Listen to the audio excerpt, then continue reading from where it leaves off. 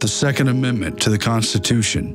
A well-regulated militia being necessary to the security of a free state, the right of the people to keep and bear arms shall not be infringed. Shall not be infringed. Shall not be infringed. Shall not be infringed. Shall not be infringed. The Founding Fathers agree. Armed citizens make good government. I ask, sir, what is the militia? It is the whole people. Who is the militia? Are they not ourselves? To disarm the people, that is the best and most effective way to enslave them. George Mason. Congress have no power to disarm the militia. Their swords and every other terrible implement of the soldier are the birthright of an American. Tench Cox, 1788. The Constitution preserves the advantage of being armed, which Americans possess over the people of almost every other nation, where the governments are afraid to trust the people with arms. James Madison, Federalist, number 46. A free people ought not only to be armed and disciplined, but they should have sufficient arms and ammunition to maintain a status of independence from any who might attempt to abuse them, which would include their own government. George Washington. The Founding Fathers created the Bill of Rights, enshrined individual protections, including the Second Amendment, because they understood that power inherently corrupts. The Bill of Rights was set up to try to discourage bad behavior from government, try to further restrain it, and try to head off what they knew would eventually become misinterpretations of the law and attempts to misconstrue the intent of the founders. But their quotes here could not be more clear. If the representatives of the people betray their constituents, there is then no recourse left but in the exertion of that original right of self-defense, which is paramount to all positive forms of government. Alexander Hamilton, The Federalist, number 28.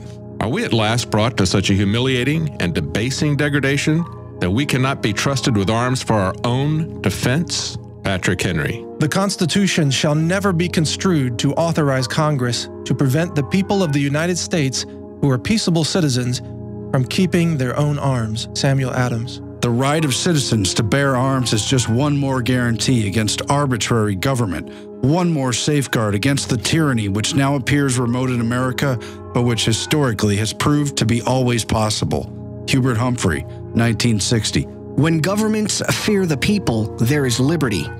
When the people fear the government, there is tyranny. The strongest reason for the people to retain the right to keep and bear arms is as a last resort to protect themselves against tyranny and government.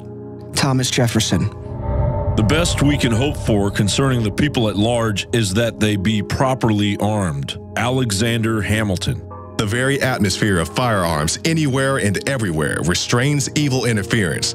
They deserve a place of honor with all that is good. George Washington. Arms discourage and keep the invader and plunderer in awe, and preserve order in the world as well as property. Horrid mischief would ensue were the law-abiding deprived of the use of them. Thomas Paine. To preserve liberty, it is essential that the whole body of the people always possess arms and be taught alike, especially when young, how to use them. Richard Henry Lee, 1778. A free people claim their rights as derived from the laws of nature and not as a gift of their chief magistrate. Thomas Jefferson. Our Second Amendment, our free speech are gifts from God, but the fact that they were pointed out, highlighted, enumerated, and strengthened in the Bill of Rights and Constitution is our birthright. You don't have to like guns. You don't have to like the Second Amendment to fight for it, to stand up for it. If we let it slip away, we're going to lose everything from free speech on down. That light will be dimmed if we allow them to encroach on the Second Amendment. Guard with jealous attention the public liberty. Suspect everyone who approaches that jewel. Unfortunately, nothing will preserve it but downright force. Wherever you give up that force, you are ruined. The great object is that every man be armed. Everyone who is able might have a gun. Patrick Henry. Dictators and disarmed populations go together. The most foolish mistake we can possibly make would be to allow the subject races to possess arms. History shows that all conquerors who have allowed their subject races to carry arms have prepared their own downfall by doing so. Adolf Hitler, April 1942. Before a standing army can rule, the people must be disarmed, as they are in almost every kingdom in Europe. Noah Webster. Death solves all problems. No man No problem. Joseph Stalin. In earlier times, it was easier to control 1 million people than to physically kill 1 million people. Today, it is infinitely easier to kill 1 million people than to control 1 million people. Zygmunt Brzezinski. If the opposition disarms, well and good. If it refuses to disarm, we shall disarm it ourselves. Joseph Stalin. One death is a tragedy. 1 million is a statistic.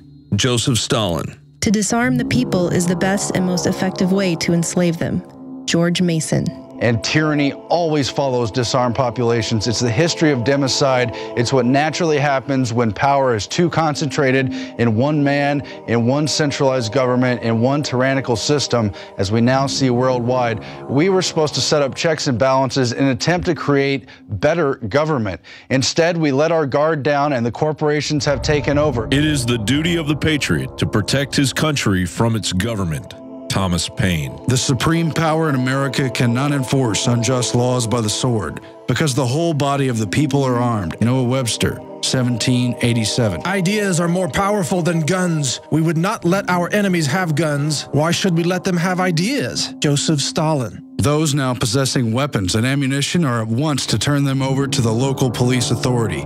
Firearms and ammunition found in a Jew's possession will be forfeited to the government without compensation. Whoever willfully or negligently violates the provisions will be punished with imprisonment and a fine. Nazi law, Regulations Against Jews' Possession of Weapons, 1938. Political power grows out of the barrel of a gun. Chairman Mao Zedong. The only real power comes out of a long rifle. Joseph Stalin. Those who beat their swords into plowshares usually end up plowing for those who didn't. Ben Franklin. If gun laws in fact worked, the sponsors of this type of legislation should have no difficulty drawing upon long lists of examples of crime rates reduced by such legislation. That they cannot do so after a century and a half of trying.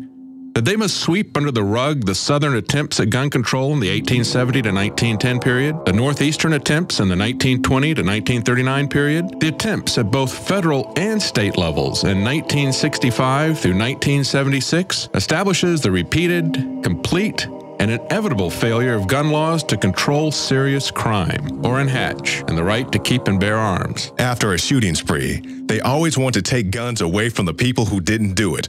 I sure as hell wouldn't want to live in a society where the only people allowed guns are the police and military. William S. Burroughs. They've undermined our economic system. They've instituted the Federal Reserve. They've bought out politicians, and now they're coming for the final restraint on their total power. That is firearms, that is guns, that is the Second Amendment. And if you let them do it, they're going to encroach on our entire lives. If you want the right to control your own life, to pursue life, liberty, and the pursuit of happiness, you must politically stand up for the Second Amendment and say no to these attempts to use emotional strings, the images of dead children, to confiscate our firearms, to take away our rights, and to tell us that we're bad for trying to keep and bear arms, as the founders always outlined for us to do. The balance of power is the scale of peace. The same balance would be preserved were all the world destitute of arms, for all would be alike. But since some will not, others dare not lay them aside. Thomas Paine, July 1775. What country can preserve its liberties if the rulers are not warned from time to time that their people preserve the spirit of resistance? Let them take arms. Thomas Jefferson. If guns are outlawed, only outlaws will have guns. Anonymous American adage. The right of the people to keep and bear arms shall not be infringed. A well-regulated militia composed of the people trained to arms is the best and most natural defense of a free country. James Madison, June 8, 1789. Education is a weapon whose effects depend on who holds it in his hands and at whom it is aimed. Joseph Stalin. It's your decision. Choose freedom or tyranny. Demand they obey the Constitution. Honor and uphold the Constitution. Demand your natural inherent rights as a human being. Demand the Bill of Rights. You choose freedom or tyranny. Demand the restoration of the Republic. It's your decision. Freedom or tyranny. Those that give up essential liberty to purchase a little temporary safety deserve neither liberty nor safety. Benjamin Franklin.